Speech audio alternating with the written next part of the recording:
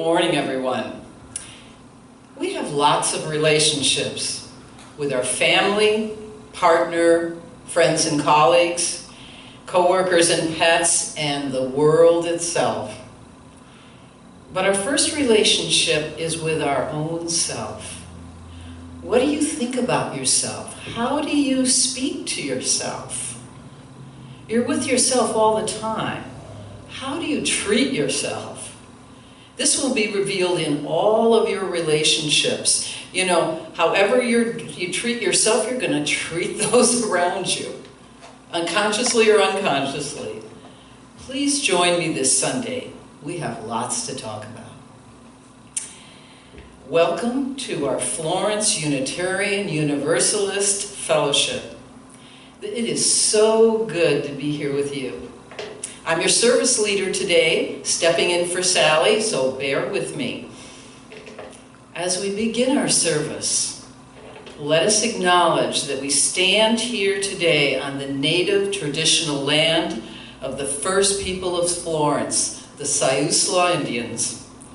We honor with gratitude the land itself, the members of the Siuslaw tribe, past, present, and future. The opening music today, how about Spirit of Life? We traditionally have been doing this for many years now, so we're not going to change it today. With Jeff Lovejoy as our musician, anyone who wants to come up here and sing, stand around the podium and sing with us, please do.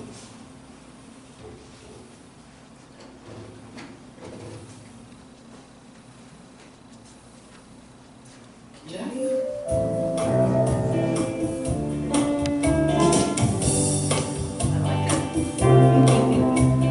Spirit of life, come unto me, sing in my heart all stirs of compassion, blow in the wind, rise in the sea, move in the hand, giving life the shape of justice, roots hold me close, wings set me free, Spirit of life, come to me, come to me.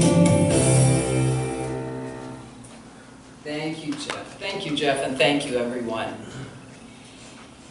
For those here today, please silence your cell phones and any other devices like that. And make sure you're fully masked unless you're standing right behind the podium here. In this recording today, October 1st, Friday, which will be seen on October 3rd, Sunday, I'm joined by Jeff Lovejoy, Dean Shrock, our speaker, Denise Muscarella, my longtime friend, I love her very much, Tuvia Chai, Jay Gettler, and Xana Robertson. Thank you all for being here so we can deliver another fabulous Sunday service.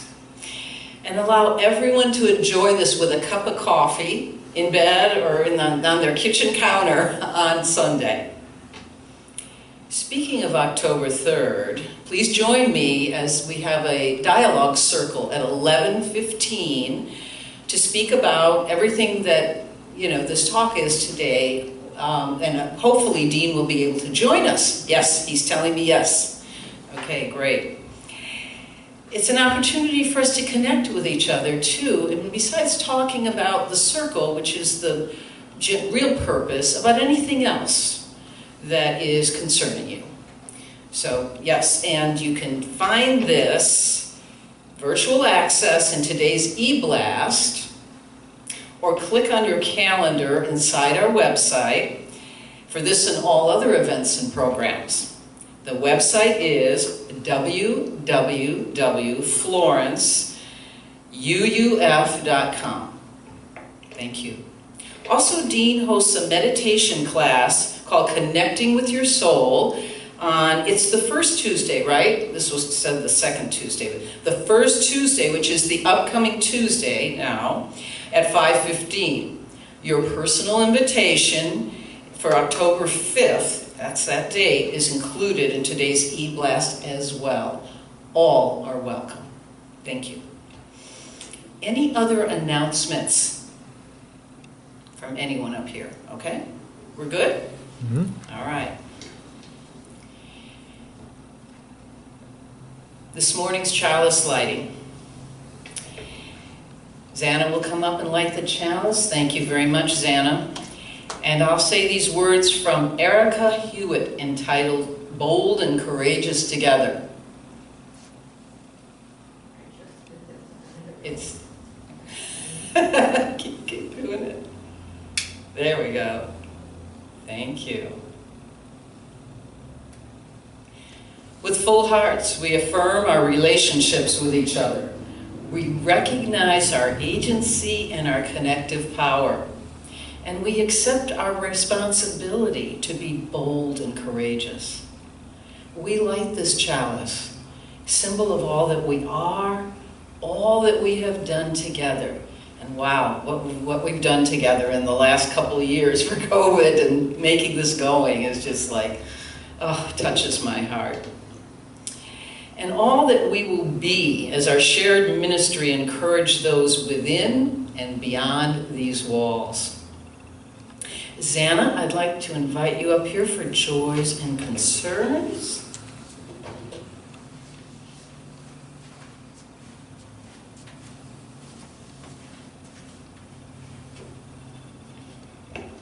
Thank you. Joys and concerns. This is the time we actively acknowledge each other as a community. Whether we do it in direct prayer, a heartfelt intention said to another in need, whether we pick up the phone for a conversation or meet each other outside in a garden, wouldn't that be nice? Whether we allow ourselves to share our own emotions, this is a time to lend a hand, to reach out either in need or in help. Vulnerability is not a weakness, it is actually a strength to admit when one needs the attention of another. This is the purpose and the strength of showing up for each other in community. I know we have a couple of joys or concerns. I'll start out with mine, if you want to drop a shell. I'm going to be leaving this week to go down to California, specifically for my brother's, my younger brother's memorial service who passed away in February, and to see family as well while I'm down there.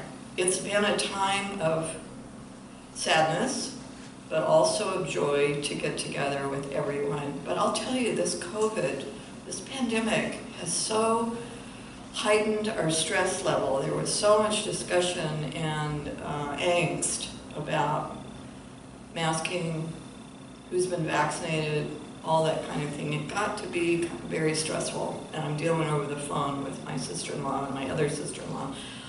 It's been a little crazy. So I've had to really watch my own emotions and try to bring it down and help everyone work through it. But it really did highlight for me, you know, how this is working on us emotionally, mentally. And so I ask for your prayers and concern as I go into that atmosphere, and that we can truly celebrate my younger brother. Excuse me. Okay, and I think I have one. go ahead, and then I Okay. have another here. Mm-hmm.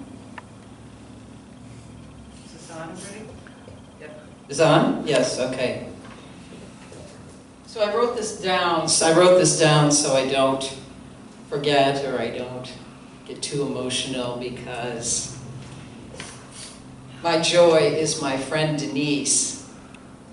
We've known each other for over 30 years, and she's visiting me from North Carolina this week to celebrate my endless 70th birthday celebration. I think this is the final one. We have seen each other through so much, and the strength of our friendship is the ability to see each other in the full range of human experience, from ecstasy to despair and everything in between, and you know what I mean. Without judgment. That's the key point, without judgment. And some really dramatic times when we were younger. I just love you, Denise. I love you. I'm so grateful you're here. Thank you. Thank you for joining us today, Denise. It's a pleasure to have anyone who feels comfortable coming here. A concerned Karen Earnshaw has 2 family members in different parts of the country that are experiencing cancer. Their names are Richard and Chris.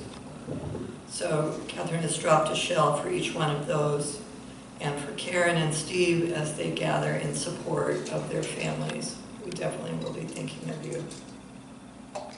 Is anyone here in the room? Tuvia, you have something to share. Come forward. And Catherine, yeah, thank you very much. There's certainly so many concerns, so let me share a joy.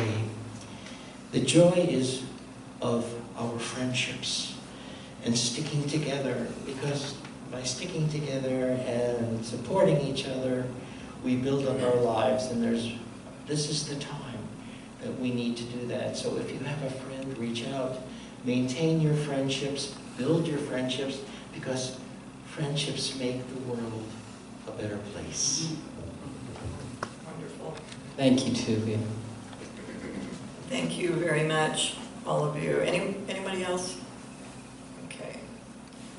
Finally, for those we don't know about, and I'm sure there are many, sitting alone with your joys and concerns, you are included in love in our circle of light. I end with this quote from Madeleine L'Engle. We can do nothing that does not affect other people, no matter how loudly we say, it's my own business, right? Blessed be.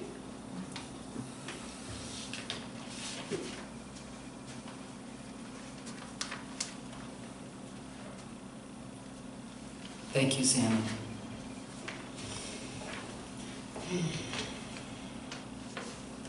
Oh, Xana, I'm going to invite you back up here for the special reading. I didn't really want to sit down.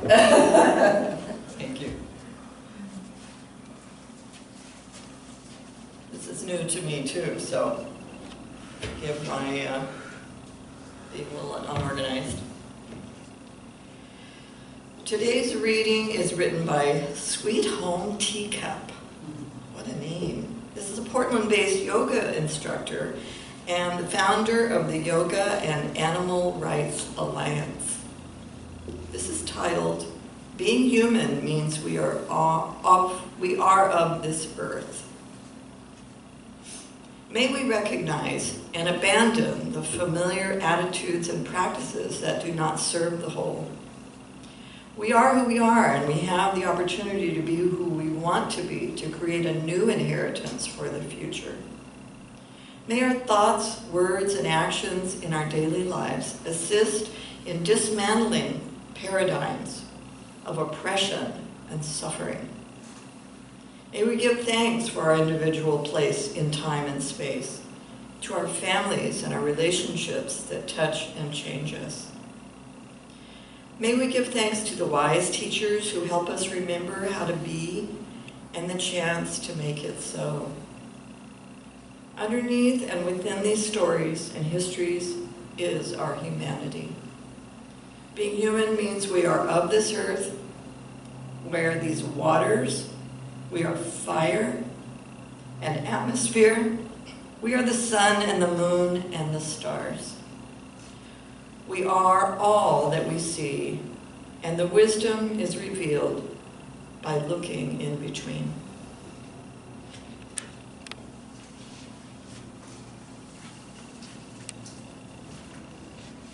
Thank you very much, Xana, for that beautiful reading. Now I introduce Jeff's musical interlude.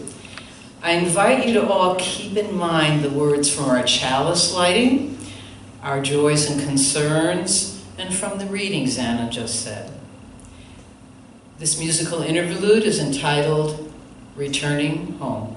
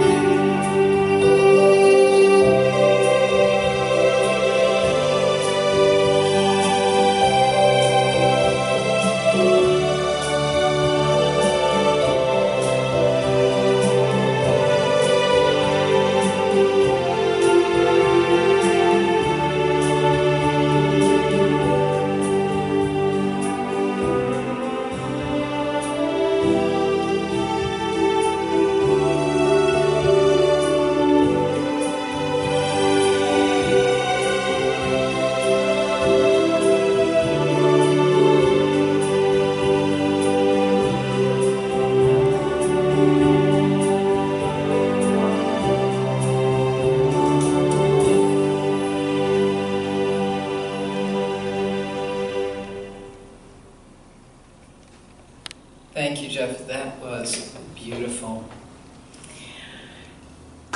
I now introduce Dean Shrock. Most of you know, he needs no introduction.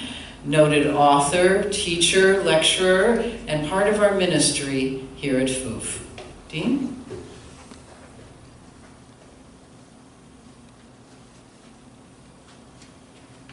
Thank you, Catherine. Thank you, Catherine.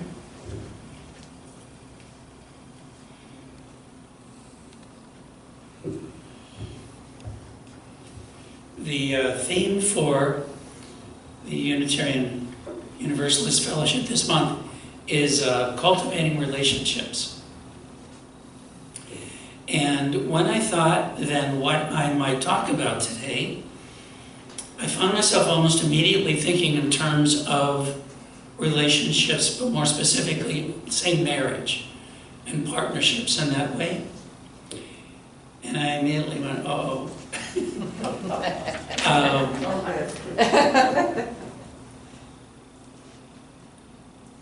When I think about what it really takes to make a relationship work or in any way facilitate it, improve it, I couldn't help but think in my own marriage and relationships and with so many others.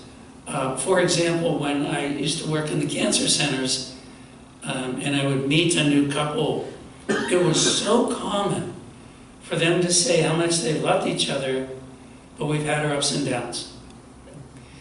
And I really came to understand that more so, and I thought, oh, I'm not sure I'm the best speaker for today.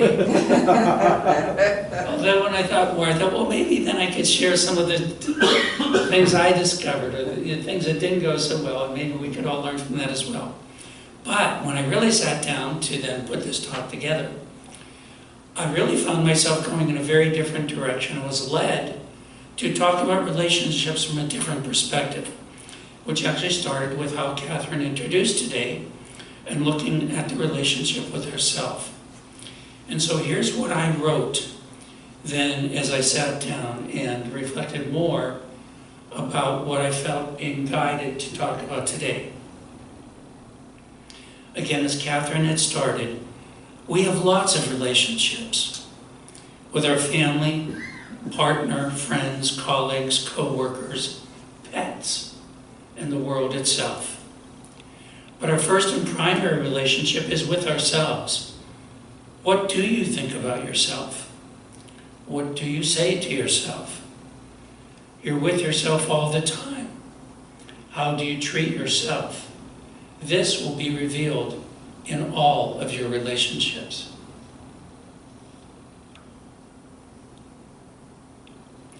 From day one, we begin to react to our environment, doing our best to adapt and survive.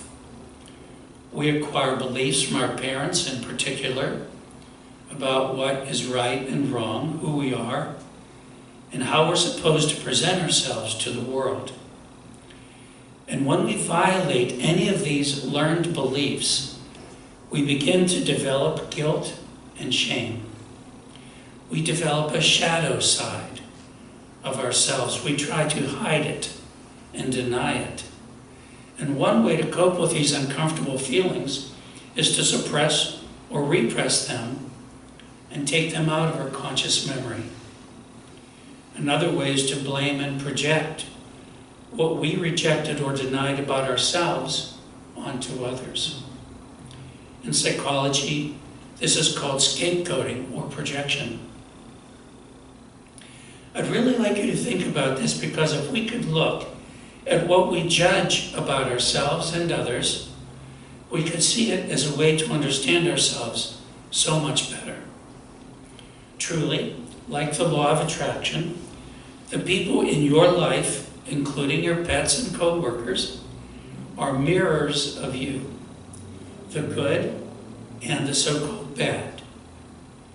It takes courage to accept that what we don't like about others is what we consciously or subconsciously don't want to acknowledge in ourselves.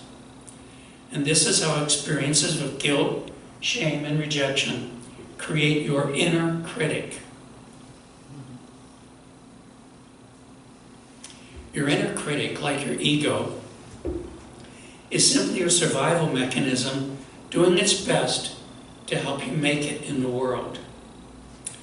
As you experience more and more thoughts and feelings of separation and fear versus oneness and love, you subconsciously create aspects or sub-personalities of yourself that you come to believe are who you really are. They include your inner critic, rule maker, pleaser, responsible parents, and other selves.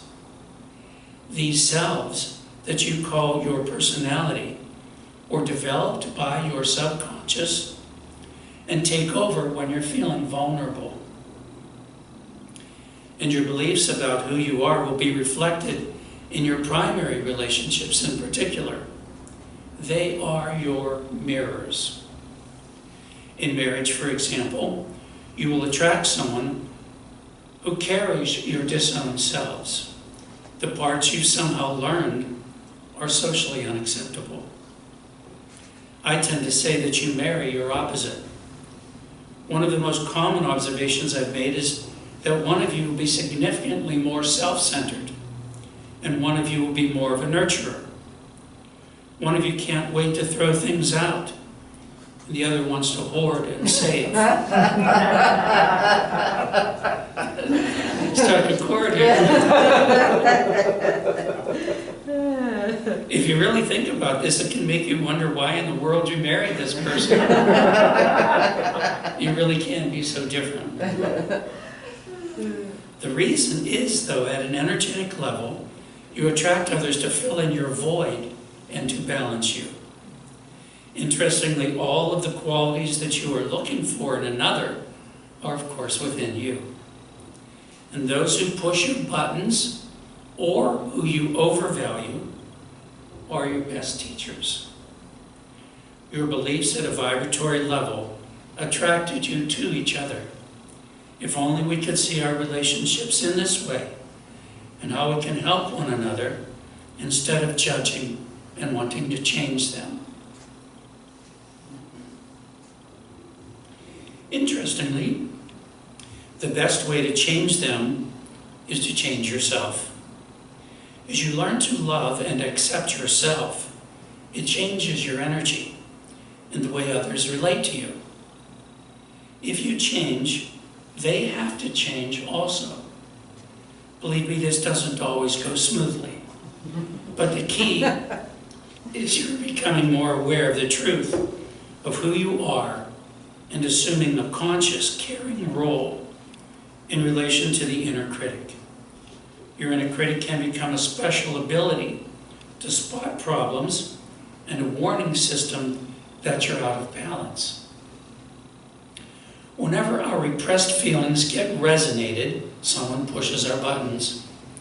Subconsciously, we worry that our shadow self, the side of our personality that contains all of the parts we don't want to admit having, will be revealed to ourselves and others. And this is terrifying. So we use the defense mechanism of projection. We project it onto others as a way to disown the very qualities that we find unacceptable in ourselves. The truth is, however, that we have attracted others into our lives to bring up our stuff. Subconsciously, we want them to bring up our stuff so that we will become fully integrated as a whole person to love and accept ourselves just the way we are. That person is actually our healing angel. Instead of seeing this person in a negative light, we need to forgive them and ourselves and express great gratitude for the role they have come to play for us. You know, I think of Catherine and your great friend Denise and what you said, and very importantly, no judging. And if we really could think of this person, now in this case you mentioned in a very positive way, but you mentioned in your history there were these ups and downs. Oh yeah. No judging. Again, I really believe at some level, maybe a soul level, but the fact is we are all one, we're all connected, and we all are here to serve each other. We're all on the same team. So whenever you find yourself becoming stressed or your buttons are being pushed, take time as soon as possible to sit down and get in touch with that part of yourself that's feeling out of sorts. Be in touch with your feelings. Don't judge them or try to change them. Treat yourself like you would a best friend. If a best friend were struggling and asked for your help, ideally you wouldn't judge or try to change this person. You would be there for your friend. And whatever it took, you would stay by your friend. That's what you need to do for yourself. I call it loving yourself. You need to learn to accept and love yourself just like you accept and love your best friends. You can see their warts and foibles, and you love them just the same. Similarly, be there for yourself. Do this for yourself. Love yourself. But now, after I wrote that, I couldn't help but still think maybe I could share some thoughts, some of my experiences, and some of the things I've really learned, and how this might help to cultivate relationships. Now, some of you will remember in my research with cancer patients that I concluded why they lived longer was because they felt loved and cared for. And that was really difficult for me to accept at first. How does feeling loved and cared for translate into remission from cancer? And so that's the primary reason why I wrote my book, Why Love Heals. I was trying to figure that out. But I want to go back to my conclusion that people live longer because they felt listened to and cared for and supported. And so that became so clear to me now in the idea of any relationship is the importance of feeling listened to. heard, understood. And the research, actually, I only learned later, was really quite clear in this regard, especially with heart disease. When people genuinely feel heard and understood and listened to, it literally, in fact, can reverse heart disease, as I discovered with cancer. So then I remembered that I had written in my book, Doctor's Orders Go Fishing, which is the program I taught for cancer patients and their families, this paragraph from Dr. John Gray's book, Men Are From Mars, Women Are From Venus. Men and women are different.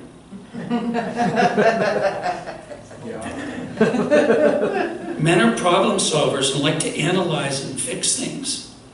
They don't particularly like to talk about their problems or want advice necessarily. Their sense of self is defined through their ability to achieve results. A woman's sense of self is defined through her feelings and the quality of her relationships. She loves to talk. She wants to share her feelings. But God bless her if she mentions she has a problem. Her male partner, thinking he is helping, is prone to interrupt and offer any number of solutions and tries to fix things. Before very long, she'd like to give him a black eye. She didn't want to be fixed. She wanted to be listened to. So that's the first big message I feel comfortable sharing with you about if you want to improve a relationship, become a good listener. But I want to go back to the idea of what we see in others is a reflection of what is within ourselves. And one time I was in a really meaningful workshop about radical forgiveness. One of the exercises is where we were asked to think of someone we know well and list 10 things we don't like about that person. And then after that, we were asked to think of someone we know well also and write 10 things we really do like about that person. And only then it was revealed, they're your mirror. And I have to say, then and even to this day, it's still difficult to come to terms with that those, again, who push our buttons. And within every family, that's another one of my experiences, both as a psychologist and working with so many people, is invariably that there's the black sheep, excuse that term, but the idea, someone within the family is going to push your buttons. And I even say, if you're a parent and you have children, I say you can have devils and angels in the same batch. And you want to pull out your hair wondering, what in the world did I do? They're all so different. And I honestly believe it's part of a plan where we honestly, goodness, in the most loving, healing way came in to help balance out some aspects of ourselves. So again, this reminder, no judgment. This is the healing angel. Now, another thing that I've discovered, and I know I've mentioned before, but I think it's a really good way to deal with a relationship. Honestly, sometimes it just is not that simple, easy to talk with someone, because communication is definitely important in a relationship. But what if you could talk with someone mentally? You know how difficult it can be really speak out loud and say what you'd really like to say? But what I've learned, and I was taught early on in my life, and looking at this kind of work, is that if you come from your heart and make a mental phone call, so nothing's said out loud, you can honest to goodness address this person and they will hear you from their heart. And you can be remarkably surprised very often just how well you can get through and affect and improve that relationship. So again, if you chose to do this, nothing is said out loud. You simply get centered, and like you would make a phone call, address yourself, say who you are and who you're trying to talk to, and then say, I love you no matter what you do. I say coercion doesn't work out loud, it doesn't work at this level either. So I love you no matter what you do, and then in a kind way, let them have it. This is if you want to use, real communication skills, like nonviolent communication or whatever, as part of that, but the idea to speak from your heart. And you end that conversation with, I love you no matter what you do. And then, my intuition works on songs. So while I was preparing, I got a song from The Beauty and the Beast. So I thought I would share that too, and then I'll finish up here. And I looked up, if I could find a summary or theme, what was intended by the words in the song Beauty and the Beast. And I read and discovered the prince was cursed to live as a beast until he found true love. And then I got to thinking, we're cursed until we align with love, our true self. Love ourselves and love others. There is a kind soul behind what appears as beastly. Love is the answer. Thank you.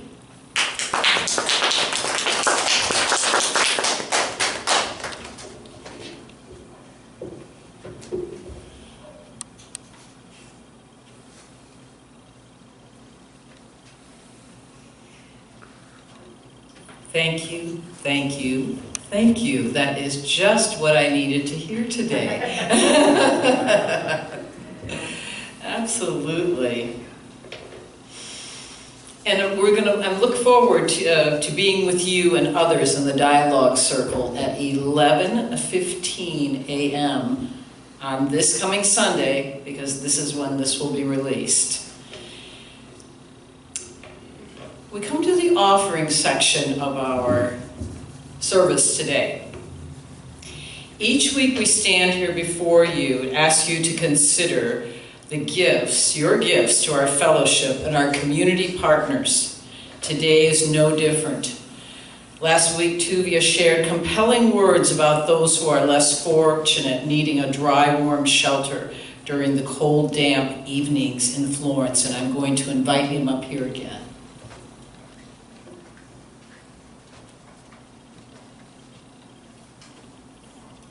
Isn't it something that everything we've been talking about here this morning is about living life better?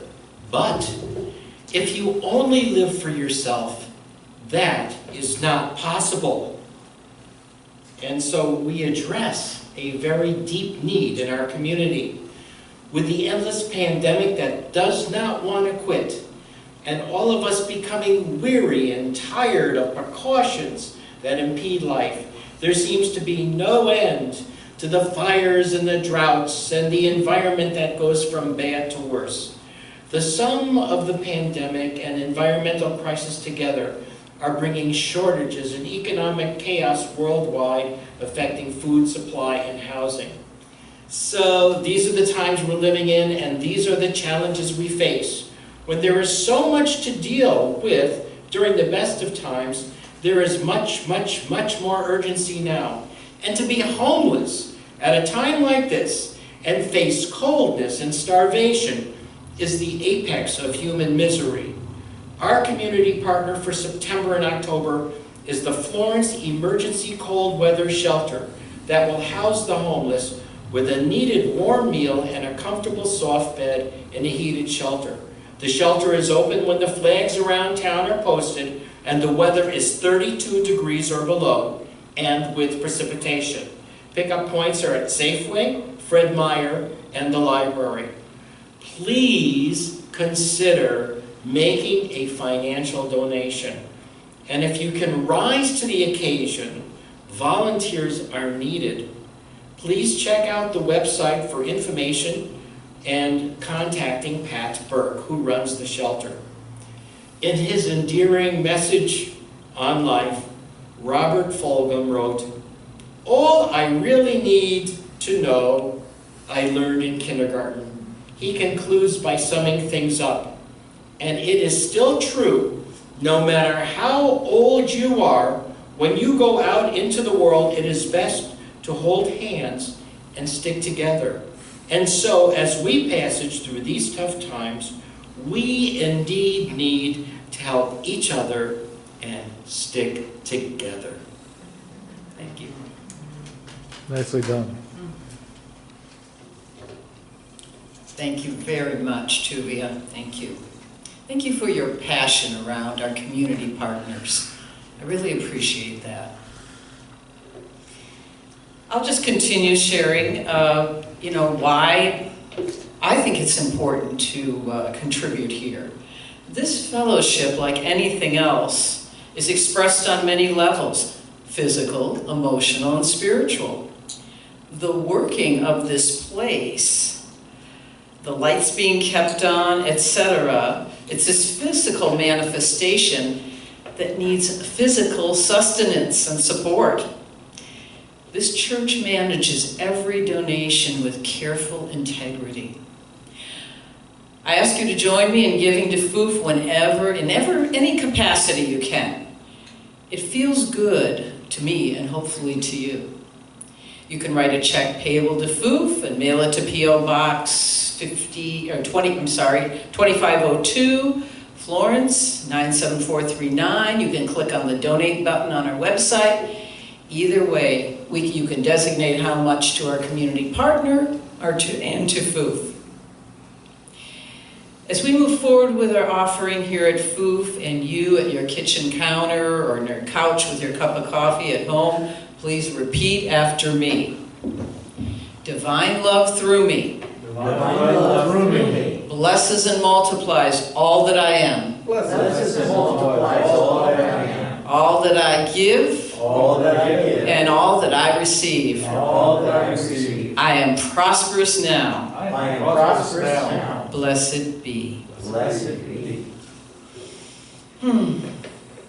As we extinguish our chalice today, I'm asking Zana to come up and extinguish our chalice. And I have closing words from Brian Keeley titled "Carry the Flame." The chalice is now extinguished, but its light lives on in the minds and hearts and souls of each one of you. Carry that flame with you as you leave this place and share it with those you know, those you love, and most especially with those you have yet to meet. So we've done it again. We've been able to produce yet another wonderful Sunday service. I think we did it all in one take, right? Oh my goodness. I hope you enjoyed it and look forward to being with you again next week. Let's conclude with our peace song by Jeff Lovejoy. Anyone that wants to come up here and sing it with us, please do.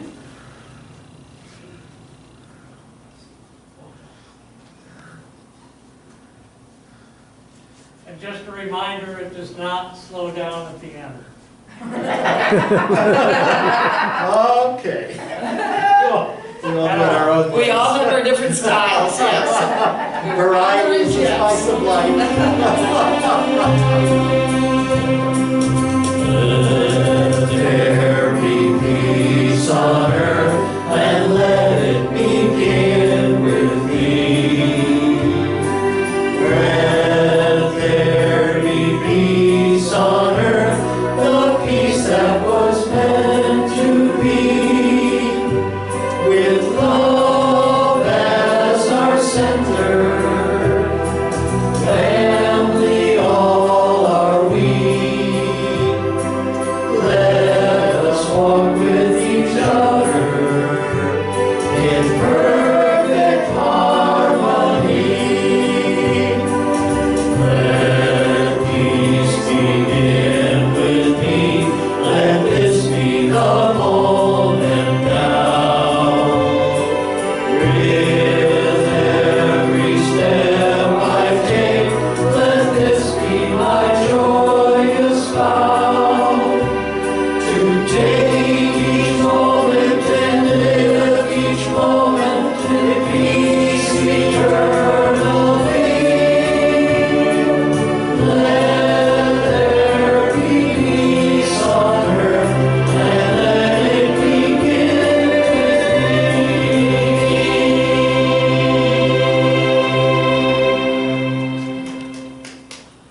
Thank you so much.